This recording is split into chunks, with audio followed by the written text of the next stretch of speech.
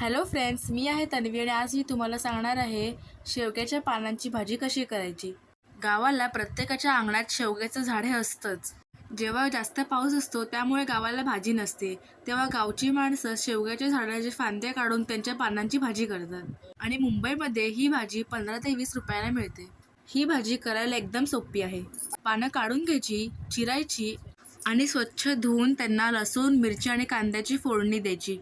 तुम्हाला वाटल्यास तुम्ही त्याच्यामध्ये ओलं खोबरं देखील टाकू शकता।